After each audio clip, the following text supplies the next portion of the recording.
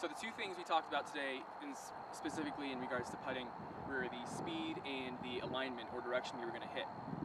As far as direction, we wanted our club face to be perpendicular to the line in which we were hitting. So we talked about club face a lot, but we didn't talk about the path. So one drill that we can work on at home to focus on the path is called the gate drill. So we set up two tees that are about just a little bit longer than the width of the putter head. And we're just going to take some practice swings, trying to make it through without hitting them. And so if we're coming too far in to out, we're gonna hit the tee. If we're coming too far out to in, we're gonna hit the tee. And then so once we kind of get a good pattern and rhythm of getting through there without hitting the tees, we're gonna put a ball in there, we're gonna line it up just with the hole we're gonna be heading towards. We're gonna get a ball lined up, and then no matter what kind of stroke we have,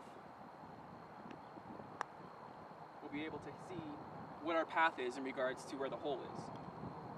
And you'll know, it's a really good feedback tool, because you'll know you won't even be able to hit the ball if you make a bad stroke. If you come way too out to in, you'll mess the tee up, you'll mess the ground up, and it won't be good for anybody. So then the second drill that we can use to focus on speed is we have a pole back here to simulate our hula hoop drill. So some of us may not have hula hoops, but we can all use the shaft of the club, or if we have an alignment stick, we can use that. Put it about 2 feet behind the hole, and then we kind of make a points game out of it. If we get it to the hole, it's 1 point.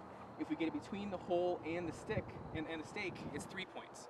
If we get it past it, then it's back to 0 points, and if we get it short of the hole, it's 0 points again. So we can play this game with ourselves. It really allows us to focus on the speed of the putt, and we may not make it, may not even focus on making it, but if we can get it to stay between the hole and the stake, then we can work on our speed control a lot better. So practice those at home, and we'll see what you guys do next week. Alright, so right now I'm going to give you a drill you guys can do on your carpet at home, at your home course on the chipping green. We're going to practice it a little right now. So this is just all about our distance control with chipping. So the most kind of frustrating thing about chipping in your short game in general is that it just takes time. You have to have the proper technique, and it just takes time and practice to get the right feel around the greens. You're not just going to go out and practice once a year and expect to have a good short game where you can consistently get up and down from any spot on the course. So to practice our distance control, I've laid out 4 different rags at different distances. And so what we're going to do is we're going to take our BLT stance, ball back, lean forward, and tilt the shaft so that the butt of the club is pointing towards our left hip.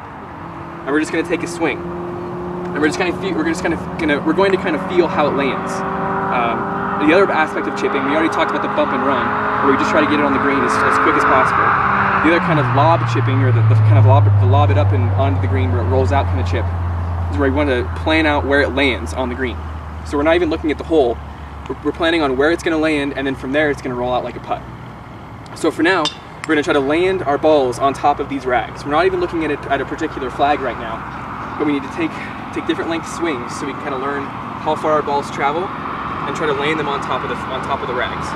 So let's all get in the line, take our BLT stance, and just take different length swings. Make sure we make ball first contact, and try to land them on the rags.